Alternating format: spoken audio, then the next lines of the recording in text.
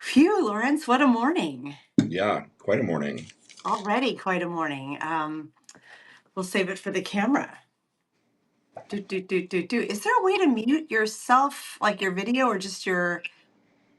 There must Yeah, be. Oh, yeah, just press the camera. There we are. Good morning, everybody. Welcome to the Daily Whatever Show. I am Dana Dubois, I'm Lawrence Winterman. and that's my best friend. That's my best friend. My best friend who gives very excellent advice. Oh, yes, yes. My best friend who also gives excellent advice. I'd like to think, Lawrence, after all these years of living and learning, sometimes very hard lessons, that you and I have some hard won wisdom. Yeah, maybe. Sometimes. The older I Okay. get, the less I think I know. So, I don't want to hold myself out there as some paragon of wisdom. For I all I would know, everything I say is wrong. I would like to offer that, like, knowing that makes you wise. Ooh, Ooh, dramatic twist. I'm getting into character, Lawrence. I'm getting into Oh, character. right. Yes, character. Well, point of personal privilege. I would like to note that today is the 10th birthday of my beloved cat Ripley, who I was going to show off to the camera, but she's decided to, unlike every other morning, not be here at this key moment. So Oh, I have a wee Ripley. birthday hat for her that I'm going to try to get on her head at some point and take a picture. Um, Please do that. she is Please try to my do that on she is camera. my everything. I mean, I love both the cats, but Ripley is super duper special. She Uh, is your. I don't know if the book pronounced it demon or Damon. I always say Damon, right. like in the Yeah. Golden Compass. Yeah. We Or could just maybe say familiar. familiar. Okay, that works too. It's top of mind because my youngest is reading the series right now.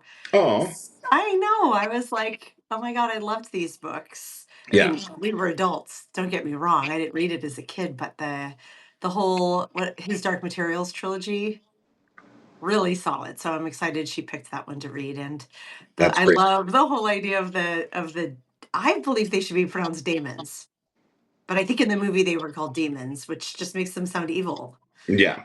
Yeah. But anyway, Ripley's mine. She's my little Yes. soulmate, familiar, spirit Okay. animal, whatever you want to call her.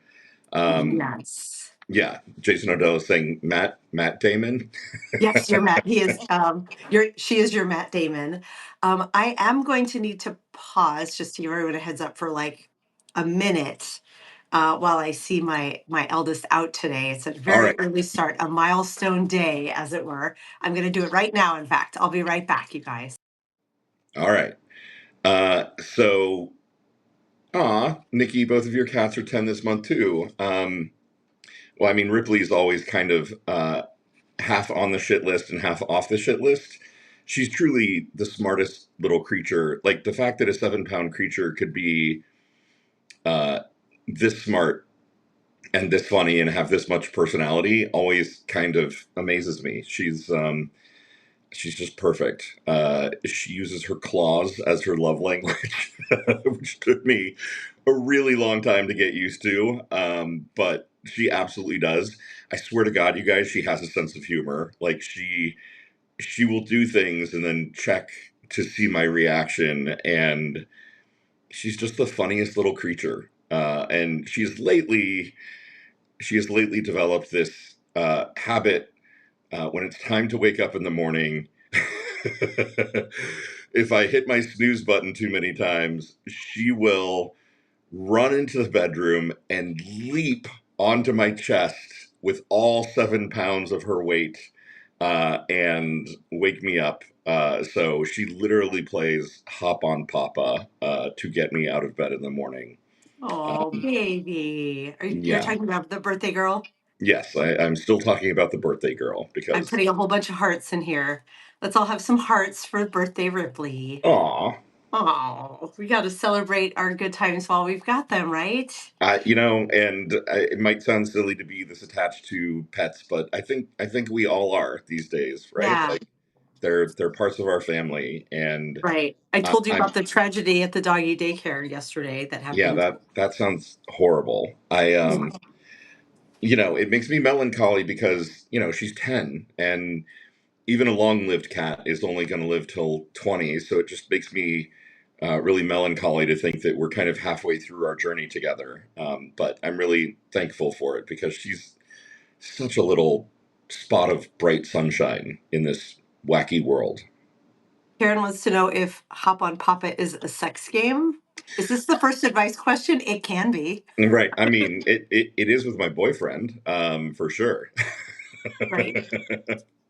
Um, I'm going to count that as our first question, Lawrence. Oh, You see what I nice. did there? Do you see what I did there? I do. Um, yes. Sorry about the pause, everybody, but I am back. It's a banner day. My eldest is off to go take the SATs, so I had to go. I had to, give her a mom goodbye, make sure she had her snacks packed, the whole thing, wish her good luck. So everybody think good luck thoughts Good for luck, my kid. kid. Yeah. It's a stressful day. Do we have news to talk about, or should we hop into our theme today of giving advice? Because we do have some juicy little questions in our inboxes. Well, I mean, you're in Seattle. I used to live in Seattle. I used to work for Amazon. I know many people. I know many people there still, and I don't know if you saw the news yet this morning, Dana, but Amazon has announced that they are laying off more people, thanks in Hooray! part to AI growth. Of Uh, course, that's yes. why. If So you this ask one, AI why the layoff is happening, though, you may get a completely different answer. right, right. Of course not. And It'll this be no, it'll layoff be a has nothing to do hallucination. with me. Right. It'll be like, um, you know, it'll make something up. But I did see that news. I have all kinds of chronic PTSD around layoffs and layoff announcements, and I can already see all the LinkedIn posts coming.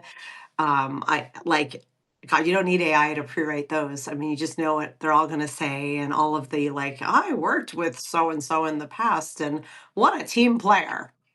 Highly recommended if you have open roles. As everyone reading it is like, there are no open roles. Right. Well, Yeah, you're right. Like, welcome to the disaster-a-thon. There are no open roles. Like right. yeah. Oh, Gesundheit. Excuse me, you sneeze on the truth, right? Yeah, Gesundheit. I did see that announcement, and yeah, yeah. It's going to be a day for a lot of people. Maybe it's not a day today. I don't know. Those things tend to happen pretty quickly when they're announced. Yeah. So Yeah. Karen says, did Lawrence lunch with Mr. Bezos? No, but I did ride in an elevator with him once where I embarrassed myself because he got in what the did you say? elevator and I said, hi, Jeff, how you doing? And he said, I'm good. How are you? And I said, I'm good. How are you? And then he looked at me like I was a crazy person because I'd Right. asked him how he was doing twice. So, that's my brush with fame and glory, I suppose. That's amazing. I hope you were like, I'm so underslept and overworked that I have no social skills anymore. That's how I am.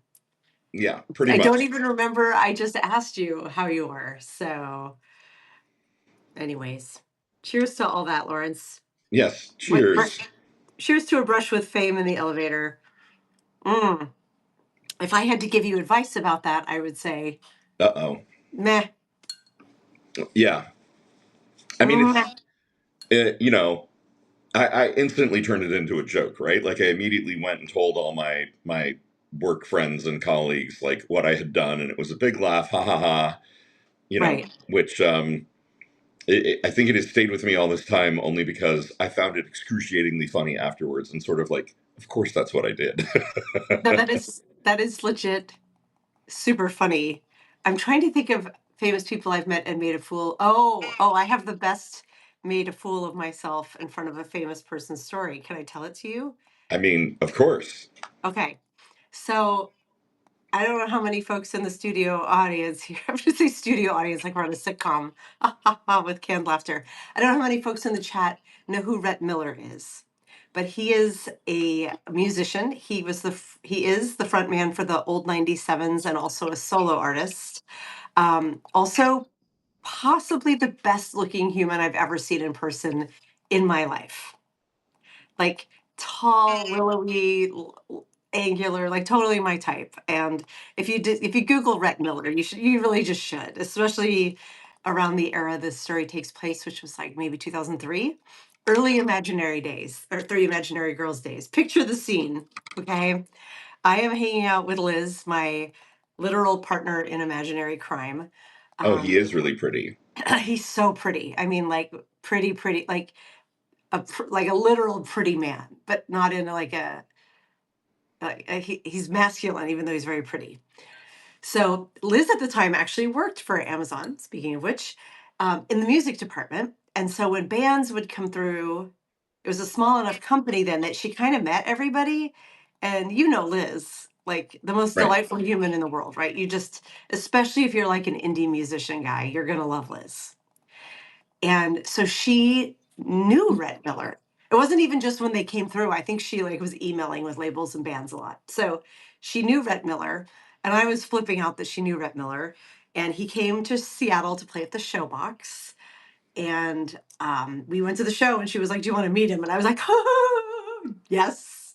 So we got to meet Rhett Miller. In addition to being the prettiest man I've ever seen, he's so nice. Like he's so kind, right? So we're talking to him, and I want to be cool because I'm Liz's friend, and he's Rhett Miller.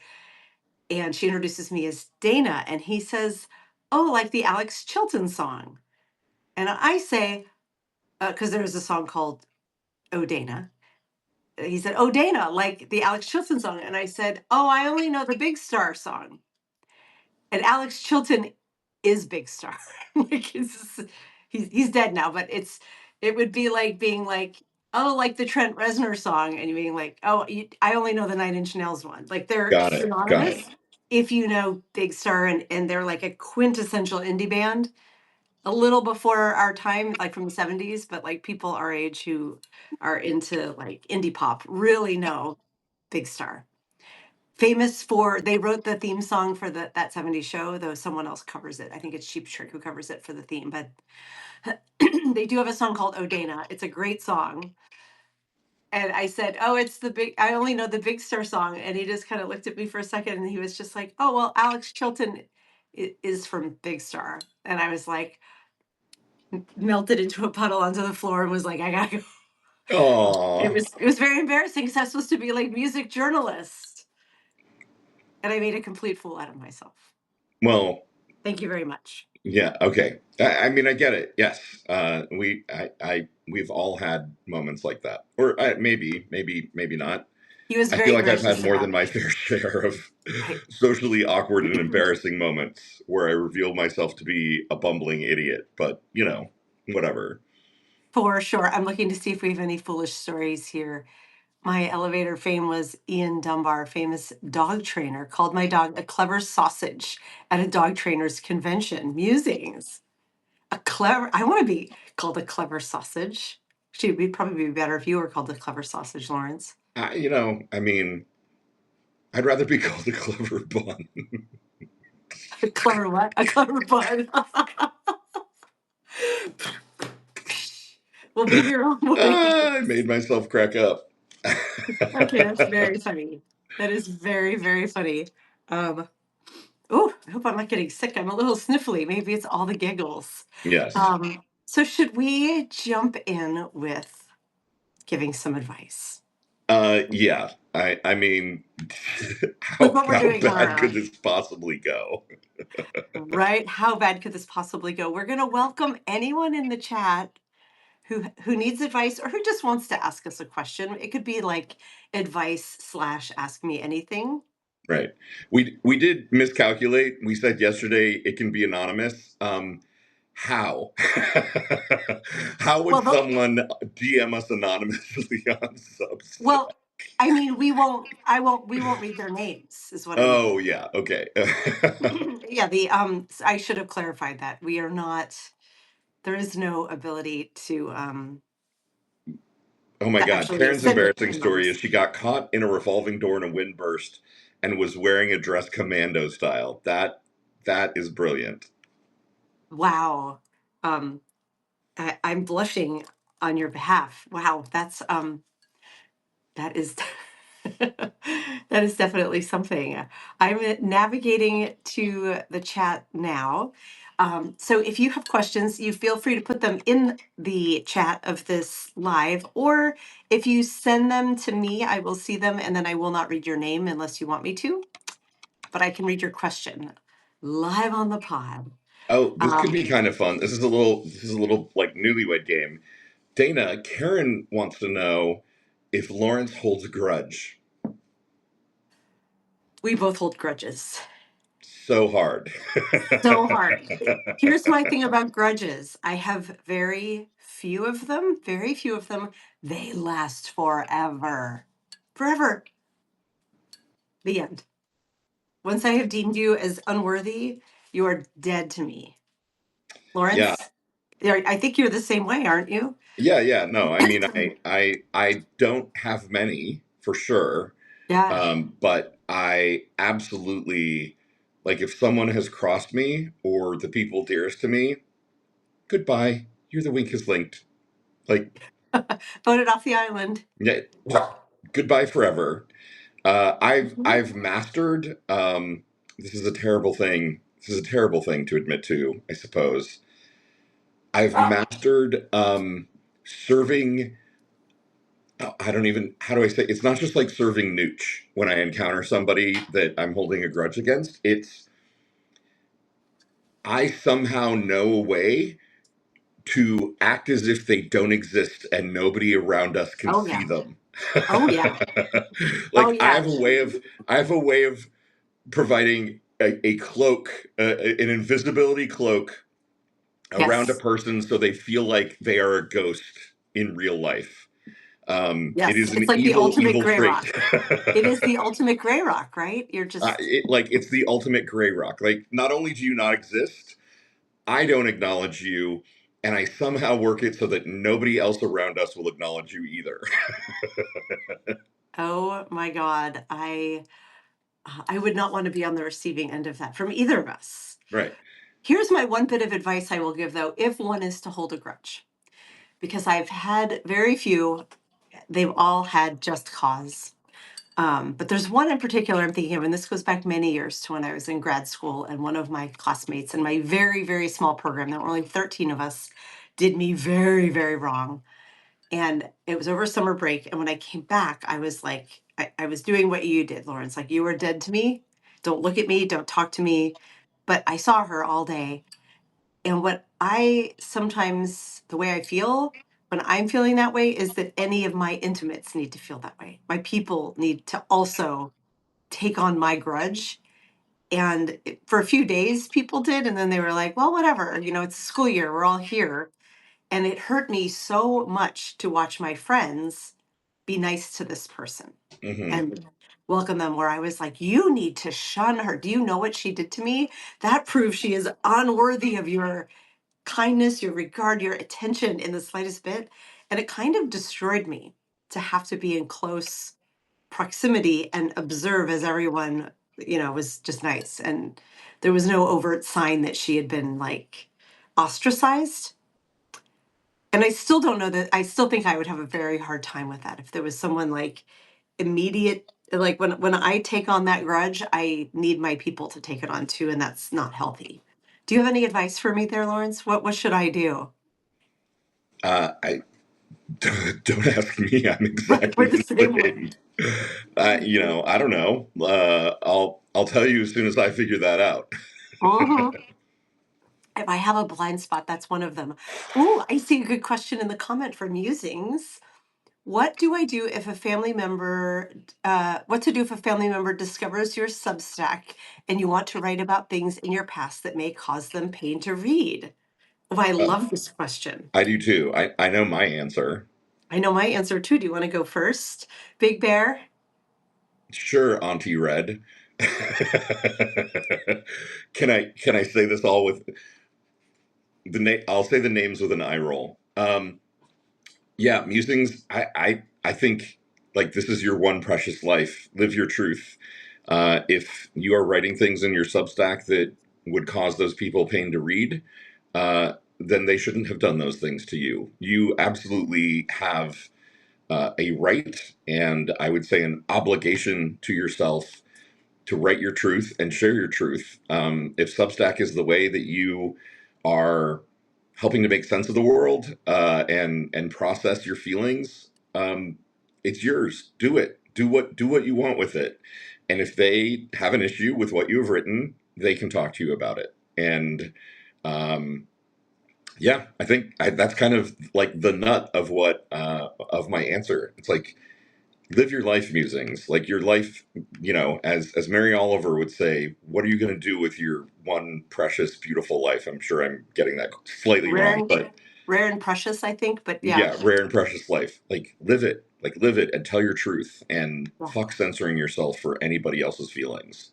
I'm putting hearts on here because I love your answer, Lawrence, and I'm going to add a small layer simply because I think about this a lot as a memoirist. And first, I'm going to quote Dan Savage and say, "We all have the right to our lived truth, our lived stories. They're Yeah. your stories, even if they impact someone else."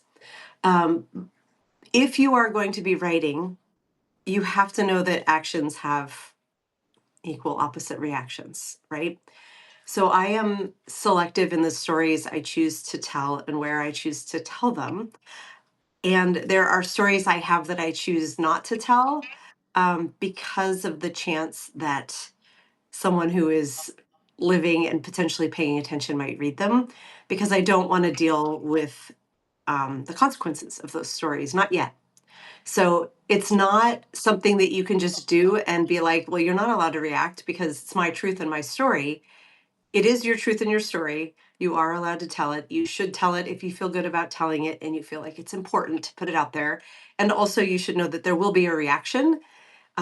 So, my rule is I have to feel prepared to stand behind anything I write and to be willing to talk about it with anyone it may impact. And there are a couple people in my life who I could write stories about, like Lawrence. No, not like Lawrence. Uh, I don't. There's nothing I could write about Lawrence. Whatever. I couldn't talk Do about him. your worst, kid. Ugh. Whatever. But there are people who are important to me and who I choose not to write about because they're important conversations and maybe it would be good for us to have them, but I'm not ready to have them yet. And I think you know who I'm talking about, Lawrence. Oh, I do. So I think it's a great question, though, and kind of an evolving question. As the more you write, the more you may be like, "Oh, I don't know how I've," you may have to deal with some fallout. And anyone I have written about so far, if they came up to me and they were like, "I read what you wrote, and I know that was me," I would be like, "Yeah, it was you. It was a good story. What'd you think?" Yeah. And I will say, I mean, maybe listen to Dana more on this one, because Dana's a memoirist, right? She writes about her life. She's excavating her experiences, for her material. I write science fiction. Like I write shit about people all the time. I just couch it in science fiction. I'm usually, changing their gender and giving them a completely different name, and putting them into some weird future circumstance. But right, I think there's definitely, like, what is the nature of your writing, and how does that impact your ability to kind of tell your truth? 100%. Yeah. Yeah, and use a fake name because that's just an asterisk it and say names change for privacy. Though if you're writing about like a parent, they're going to know it's them, whether you use their real name or not. Um, Good question in the chat from Jason. I just want to know if you're both this fabulous in person. Yes, No, I'm more fabulous in person. Thank you very much. Lawrence might be more fabulous in person, but yes, the Daily Whatever Show. In spite of all our interns and this very high production value podcast we're doing, we're just being ourselves. Yeah. I have. I was going to say I made a decision early on. I'm not, like, I made a decision early on that I was just going to show up here kind of as I really am. I tell Yes. you probably more truth about my life, and my sexual proclivities than anyone really wants to know. Um, but I kind of I've always wanted to be like this, right? My innate setting, I think, is as an oversharer, and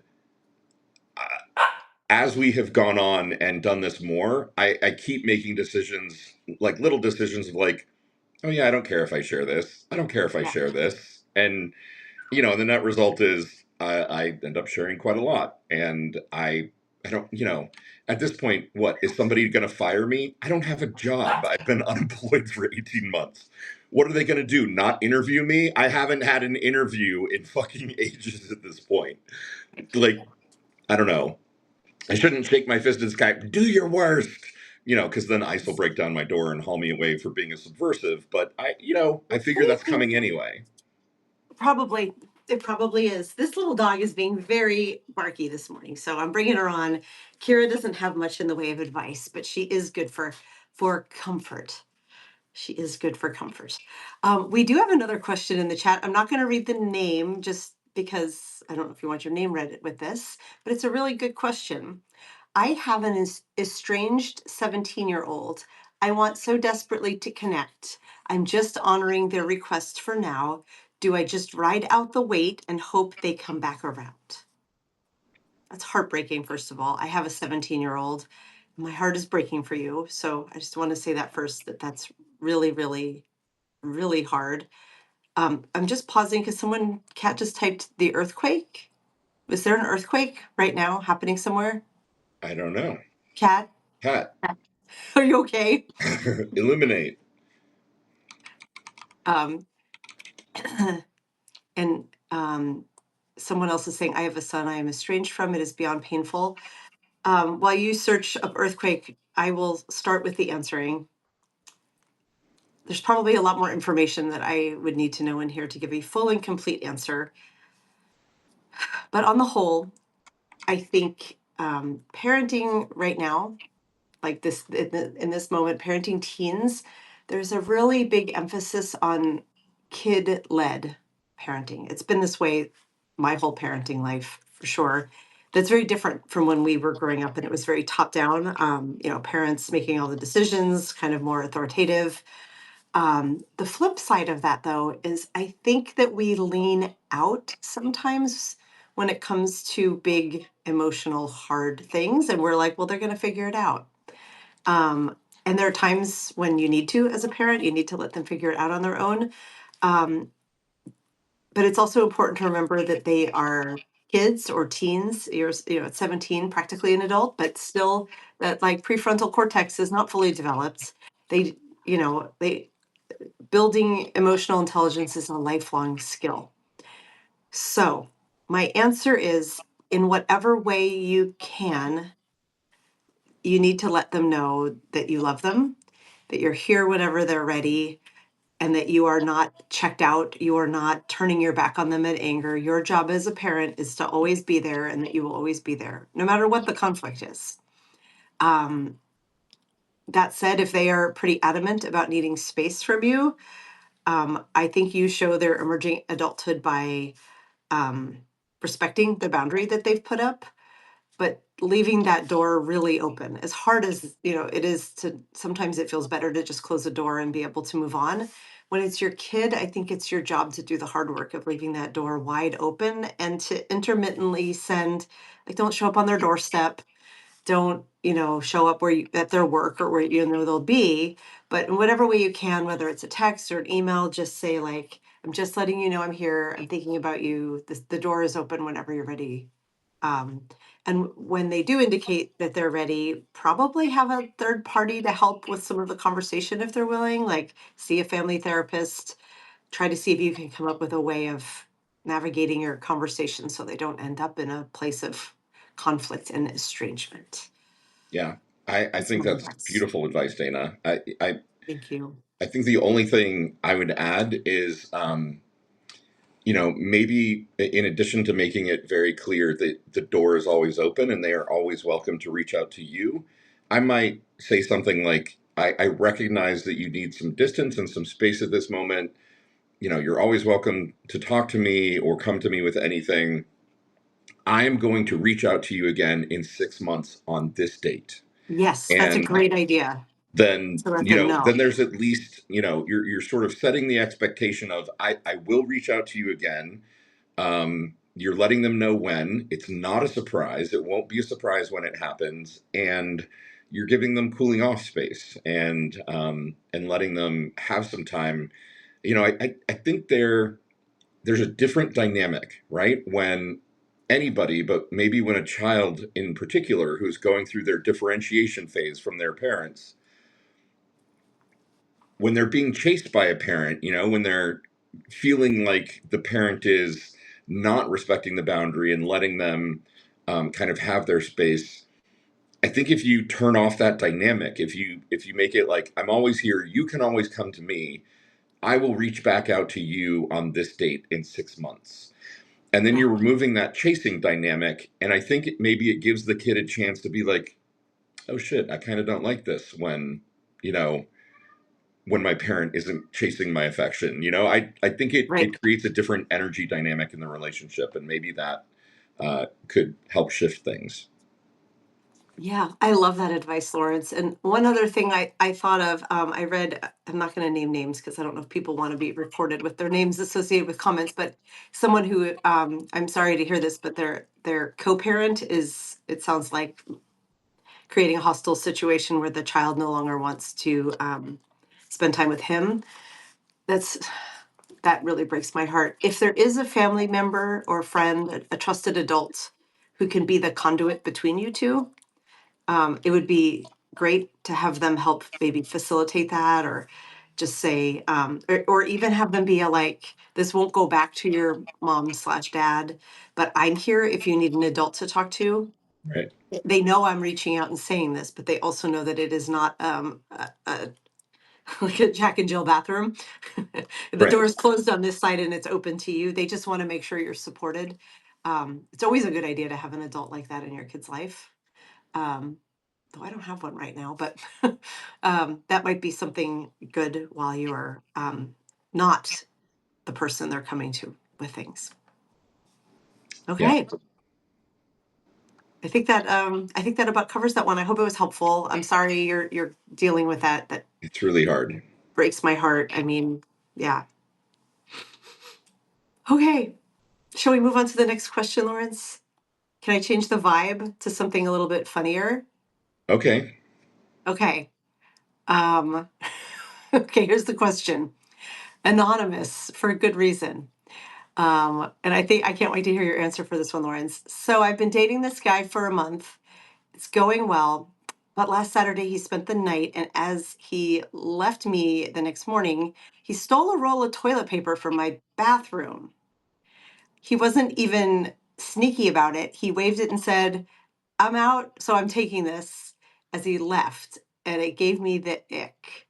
Should I stop dating him? P.S. We are both in our 30s. Hmm. Is it cute? Is that adorable? Is It's that not adorable. modern times? Is it It's a deal kind of breaker? dumb. I like he didn't ask. He just took it. That's what it So says. that honestly, that's the part that bugs me, right? Like, uh, I'm an adult man in my mid 50s, and admit that there are still moments where I'm like, oh fuck, I'm almost out of toilet Of paper. course. Well, I'm gonna have to use paper towels today. Right. I see a lot of what Which the fuck that's I coming by try in to the chat. avoid, like I, at least in my own life, have gotten to the point where I'm like, I'm going to Costco and I'm buying the like 96 pack, like Oh, yeah. three of the 96 packs, so I don't run out of toilet paper for a year. Um, I guess like if he had said, hey, I know this is super weird, but I'm out of toilet paper and I've got to run. Would you mind if I like borrowed a roll? I'll bring it back next time or something like that. That would have made more sense to me, right? But just taking it and trying to be nonchalant about it, I mean, I suppose Kind of better that he didn't bragging just about it. steal it. Kind of bragging about it, right? Right, right. Like, oh, I'm out of toilet paper. I'm taking this one. Yeah, it really sits wrong. I mean, Yeah. we've spent I a lot of time as a culture recently, thanks to certain people, Taylor Swift, talking about how much you're willing to do for good dick. And I would mm, say if the dick is primo, then, maybe talk about it next time and be like, hey, man, like, I didn't love the way that you did that. right.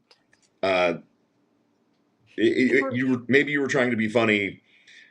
It didn't strike me as funny. It is a red flag, right? Like it's not. I'm not going to in any yes, way argue it's not a red flag. I guess I'm just wondering, like, is is the dick good enough that you're willing to put up with it? here's my thing. If this were like a boyfriend situation, you'd been dating for a year and you knew each other really well, and he's Right, just like, right, Babe, I'm out," and you're like, Just take it, it's fine." Since you summoned Taylor, if we've learned anything from Taylor and her new album, it's that um, the bar can be very high when a man is really in pursuit. And when a man takes you very seriously, he will show up in ways that are respectful, and he will act like you're a prize he's trying to win, right? And very, very few men do that. And in my experience, typically the men who you want to have do that are not the ones who are doing it. The ones who are showing up and doing that, you're like, God damn it. You are a complete needle. You're a complete prize that I don't want to win. In this case, like, this is not a man treating you like you're a prize. right.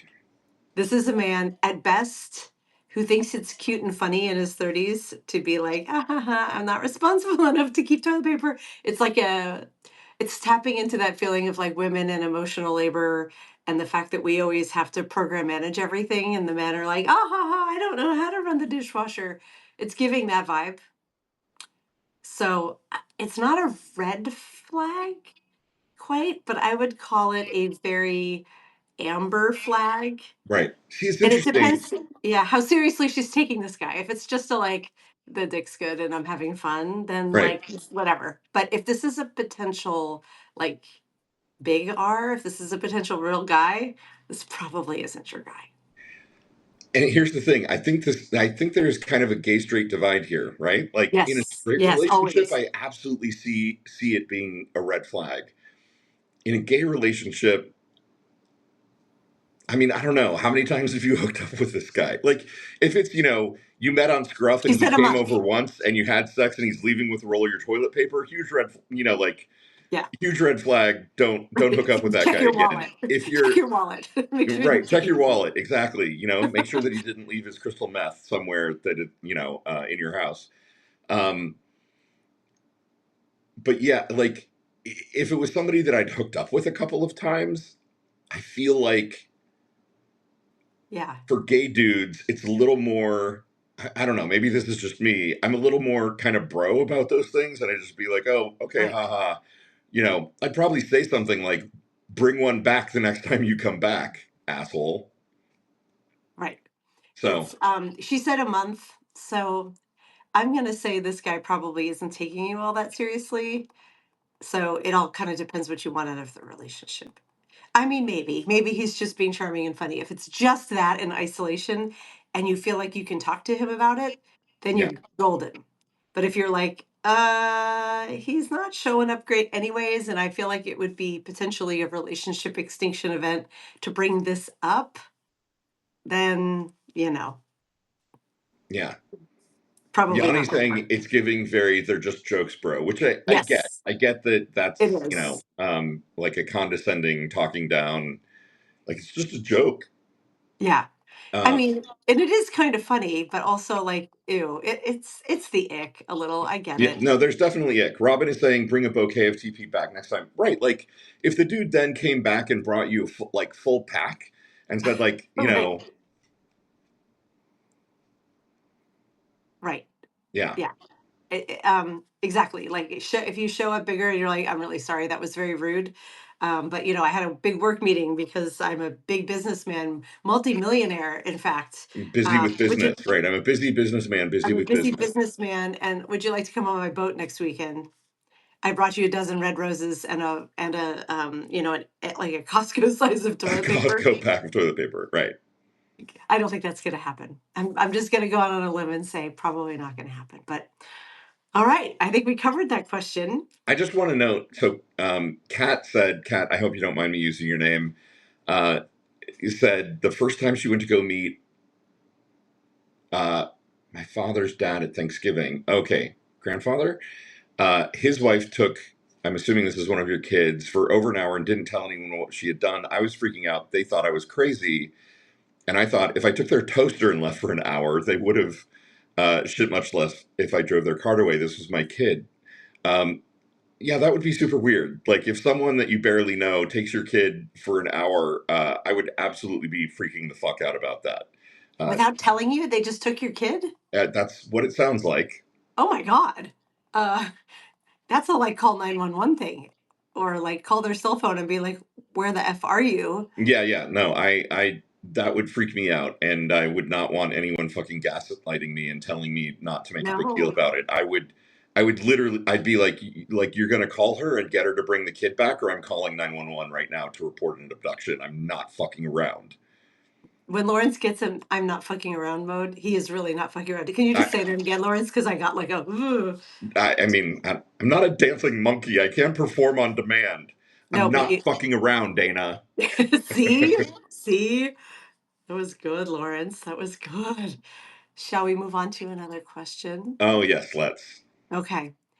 Here's the next one. I think this formula works well. That we've shared the questions, but that I'm reading in your to you.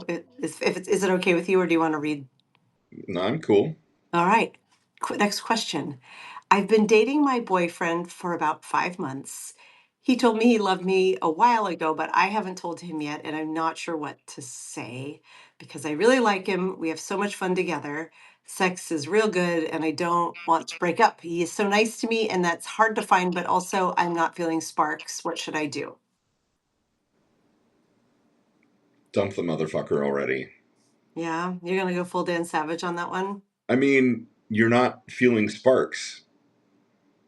So this is a really interesting question, and I'm really eager to hear from the chat about this because I think that that our chat, our whatevers are very wise. Um, Burnt haystack dating method. You know, I'm kind of obsessed with their philosophy of dating Right. and how it helps women get into like secure, like lifelong sort of monogamous partnerships. That's the goal. And it holds this extremely high bar using rhetorical patterns to note bad behavior, blah, blah, blah, blah, blah. A big part of the philosophy is ignore the spark. And I have a really hard time with this part of it. But her take is the spark is often a trauma response that for many of us, feeling that sense of a spark is our central nervous system reacting to like familial, like family of origin wounds, and that we only spark with someone when there's a sense of danger Hmm. or a sense of chaos, I guess is the word I'm looking for.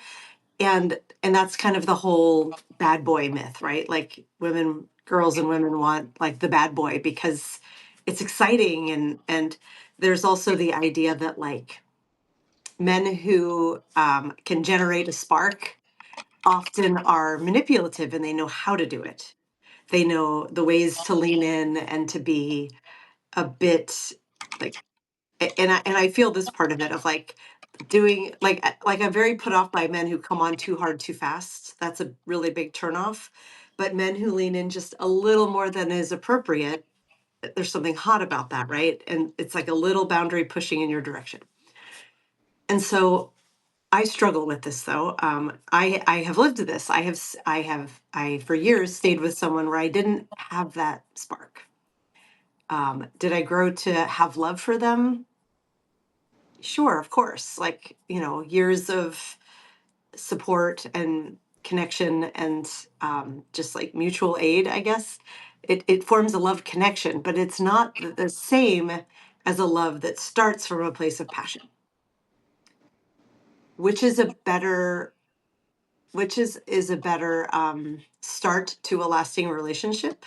I think that completely depends on who you are. I hope this person is listening, and what you need in your life, right? For me, and I know because of your answer, Lawrence, for you too, like I am now in a place, especially after and leaving that long relationship of like, if I don't feel that spark, I know I never will. Right. And it's very hard for me to stay.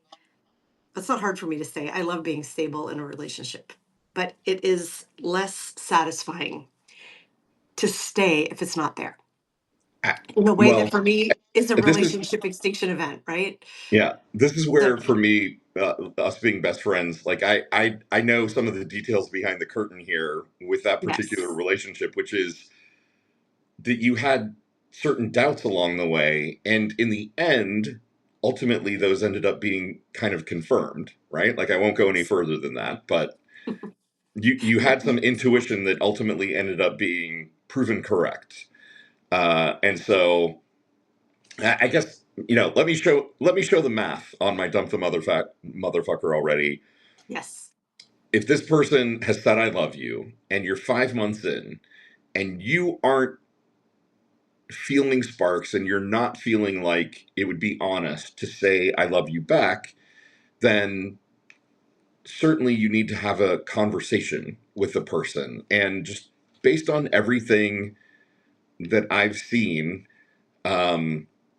all right, I'm giggling because Thunder Pussy apparently once peed on an electric fence and knows all about sparks, and I think that's No wonder you have and a did it thunder because pussy. somebody told you not to. I like Thunder Pussy; they're my kind of people.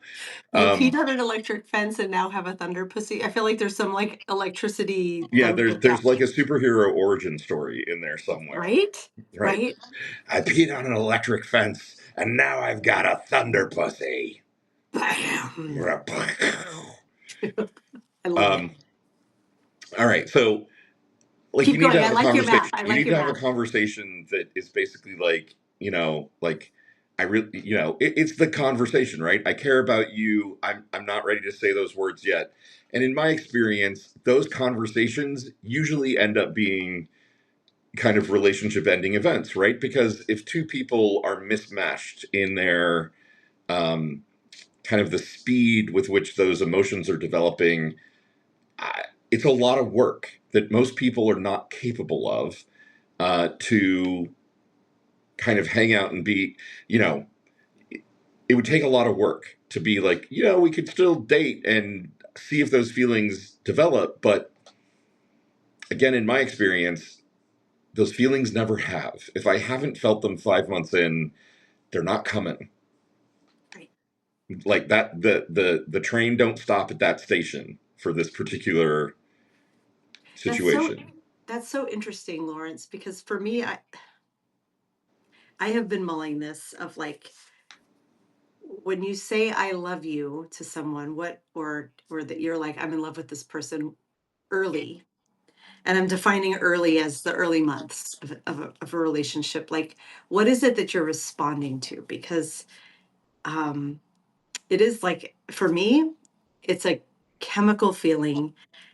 And I know within minutes of meeting someone if I'm capable of responding to them like that, like immediately. It's um, I think the way that I come to what I'm referring to as love, in that, like, I feel a deep romantic sexual connection to a human. It's something that I know right away and then go through a period of like test and learn. And I know I have the ability to bond to someone, this person like that. It's chemical. Are they worthy of it? And are their actions aligned in a way that will allow me to love them, to say that I love them? And that's how I come into love. I think I don't know if that's how everybody else does, though. I mean, I relatively recently was, told by like someone that of a like, oh, like I'm a slow burn. Like I could never, love doesn't develop this quickly for me. And I'm like, wow, like we should have like 100 words for love Right. to describe all of the different nuances of love and how one falls in love. I mean, we do have, agape and limerence and ludus and eros and And that's true, but they're not common usage. I mean, limerence is just referring to like what I'm talking about, that initial glimmer, right? When you're in limerence, that's early infatuation, I would say. When does infatuation or limerence cross a threshold into love? right. Or is love that reaction and you know you have that capacity to feel it for someone? or not, and it's binary. It comes on or off, and that's it. Or is love the way you feel when you've been through life experience and endured and been there for each other and shown up? And so, a year in, you're like, wow, I love the shit out of this person. They've shown up for me, all of these things. And whether you had that initial limerence or not, you feel it. And Right. I can't speak to other people's lived experience. What I can say is that very long-term relationship I was in, it was 6 years. I did tell him that I loved him because I didn't want the relationship to end. We kept going. It was a really stabilizing, good relationship in many ways. And Lawrence is right. It ended very poorly. I had hunches of things that would be wrong. But Lawrence, you know me well enough. If this person had been my typical physical type, Hmm. if this person had been someone who, when he walked through, or I guess I walked through the door on our first date and I saw him, I was like, oh, fuck yeah. I would have been sunk.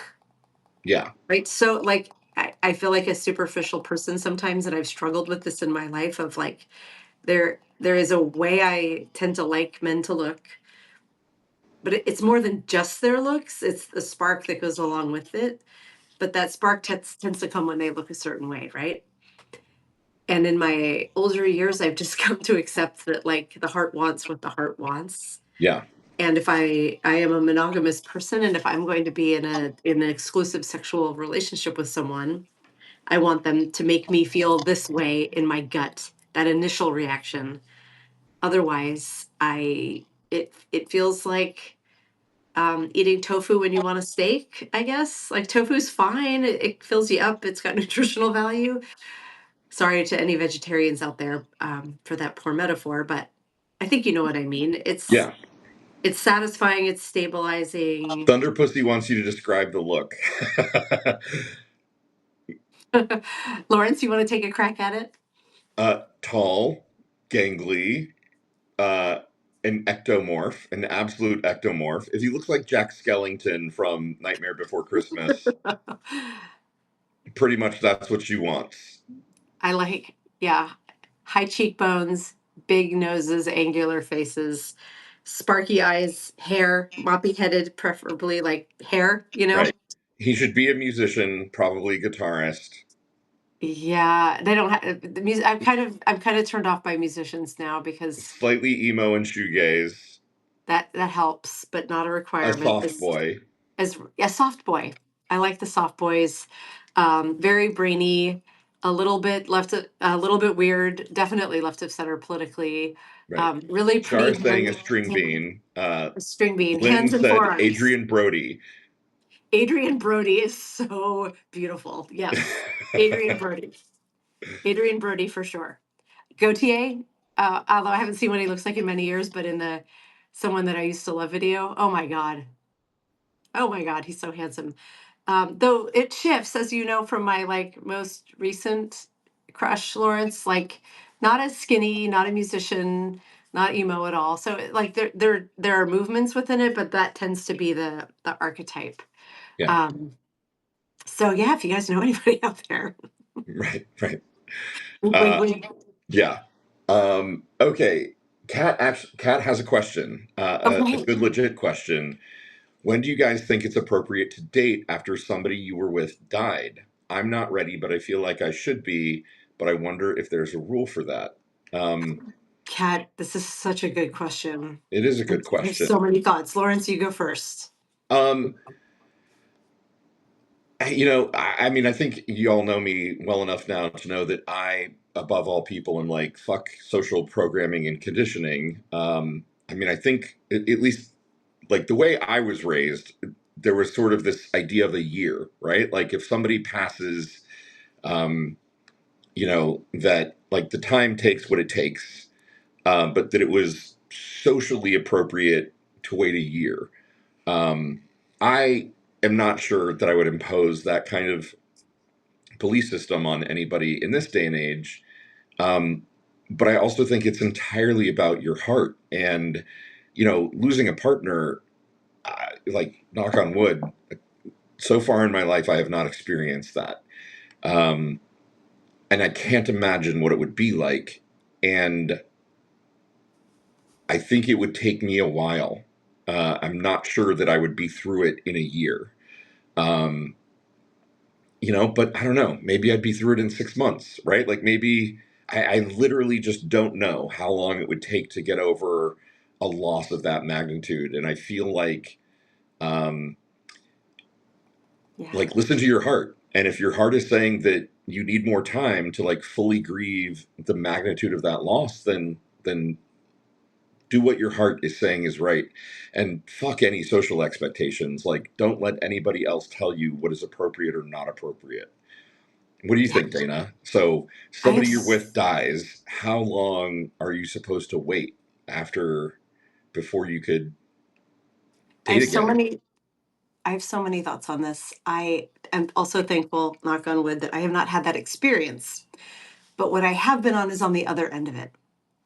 Like a ridiculous number of times, honestly, that I have dated or known widowers.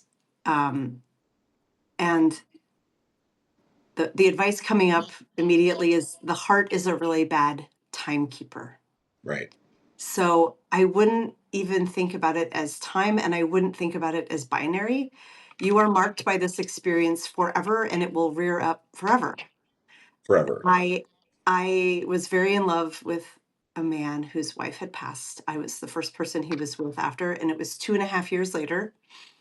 So quite a bit of time had passed. We were together for a couple of years. And ultimately, in retrospect, I didn't know it at the time, but we broke up because he really wasn't ready to move on from the life that they had set in motion. He wasn't willing to leave the house. He wasn't willing to to move me in or for me to move out or any like he was still very much stuck there. Even though in many ways he was, a wonderful lover and boyfriend, when it came down to like, are you going to get some actual skin in this game or not? Like at that point, it had been 4.5 years. Still no. And maybe it was because of me and the dynamics of our relationship by then, but it was certainly in there. I have also, because I've been on dating apps on and off for so many years, I have I just recently encountered a guy whose wife of, I don't know, their kid's 15, so let's just say 20 years, give or take, had been tragically killed in a car accident 6 weeks earlier. 6 weeks. And he And was dating. he was on Hinge and wrote to me, and we had friends in common and a lot of musical stuff in common. And then the quickest Google search in the world showed what was going on, and I called Lawrence and was like, "So this is happening," and he was like, "Dana, no." And thankfully, this guy wrote to me right after and was like, "So I want you, this happened, and I think me joining this app was just part of my grieving. It was a misstep." And I'm like, Oh, "Yeah, I, go I ahead." didn't know this piece. I didn't know that he said that he owned Oh up to yeah, it. I told you Okay, right in good. text. So That makes me feel better anyway, about him as a human. yeah, Because, yeah, like your yeah, wife is killed in a horrible car accident 6 weeks prior and you're on Hinge. Bro, right. get a fucking Also, grip. Like, here's another no. funny story. And last Christmas, around Christmas time, also met a guy on an app. I don't remember which one that I had on at that time, but whatever, it doesn't matter. He listed himself as a widower, and so I asked, and this was a very different, long, prolonged cancer. He was her caregiver, and he was like, "I'm really ready to get back out in the world and to be in the world of the living. Was a long time coming." Her memorial is Saturday. And I was like, her memorial is Saturday, like literally had just died. Just, like he had to have written the profile when she was still living, right? And I was like, oh my God. Like he seemed like a very cool, interesting like person I would want to know, but I was like, her memorial is Saturday. I I don't think you're ready to date. We can totally go see a show. We can go get a drink. Like I get it. You want to get out in the world. I do a lot of fun things. Why don't you go to her memorial and like let's talk next week? Like Oh, I don't God, want that's to so gross. wait, it's worse, Lawrence, it's worse. The next week I reached out like, "Hey, just checking in to see how you're doing." I hadn't heard from him, but I was like, he's just at his wife's memorial. I'm a kind person. How are you doing? And he was like, "I'm doing okay. Thank you for checking in. Would still love to see a show with you, but I want you to like I met someone on here and we're going to date exclusively.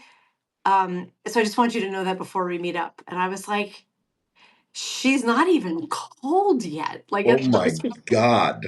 Oh, my so God. um Let's just acknowledge the influences of patriarchy, that men are fucking infants. Many men, not all men, many men are fucking infants who apparently can't live their lives without, without a woman. And yeah, I was like, without are a you mommy. serious? Like, how, what, wait, what? And I think this is a cultural expectation. But I will also say this, and oh shoot, we're at the top of the hour, but quickly, I think age is a factor. And I think that as Gen Xers, we're young enough that it's like, take some time. We don't know how long we've got, but also take some time. But my, someone who I know is much older, um, lost their spouse, they'd been with since college. And after 50, 60, I don't know how many years they were married, like she passed from cancer, again, prolonged. And then immediately, like within a month, was with my friend. And I was like they had known each other as couples for years. And so it was one of those, they're obviously much older, these boomers, borderline silent generations. And I was like, you know what? You're almost 80. Like, you're not going to take time at that stage. And so I do think as we age, Lawrence, that there is a balance there of like life. It's the Jewish thing, right? Life is for the living. If you see something that can make you happy, you jump in. But yeah, the heart is a bad timekeeper. That's all I'm going to say. Yeah, Kath And I says wish they you get sad and they peace. want to fuck somebody. Yeah. Maybe Yeah, not if we're, yes. that can definitely happen. And I'm so um, sad. My grief can only be expressed by ejaculating in your vagina. And Lawrence, I almost get it when it's a long, prolonged caregiving sort of situation of like they probably were not a sexual partner for a long or a partner at all, really for a long time. Their roles shifted, right? They became the caregiver and they endured something really, really hard. And I get the instinct to want to run into the light at that point. So if there's one wisdom we could get from all the years, Lawrence, is sometimes I'm like, who am I to judge? Yeah. I mean, I am going to judge. No, I I'm not mean, going to date right. the guy whose wife was just tragically killed 6 weeks ago, because I protecting know we got to wrap relationships. up, but I want to Me too. say, Mason, DM me with whatever your question is. We unfortunately have to end, but Should we do whatever this it is, again, you DM guys? me. Yeah. Should we do this again? I'm having fun, but Yeah, uh, maybe not tomorrow, but no, no, but maybe once tomorrow a we've month. got Dr. Amber Hall coming back on the show, which is Oh my amazing. God. It's going to be so racy, you guys. Bring grapes or Yes, cherry tomatoes or bring grapes or cherry blackberries. tomatoes. She's going to apparently dom the fuck out of us tomorrow. Um, Yeah. and Friday we've got Ogre. We've got the opinionated Ogre coming back. For Fucked Up Saturday is Rick Friday. Herbst, and Yes.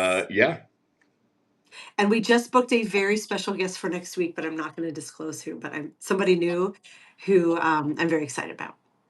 I'm So, very excited too. When Dana told me that she got this person, I was like, "Do you know who that is? and I was like, what? Good for How you, did you shoot your shot?" And they said, "Yeah." Did you even know what you did? I'm charming, Lawrence. I'm charming. You're very charming. Yes.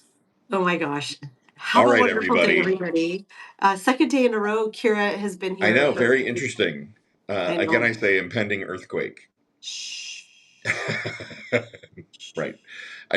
I shouldn't make those jokes because they end up coming true. Love you, everybody. Love you. Mean it, Love you, mean everybody. it. Bye. Bye. Mwah.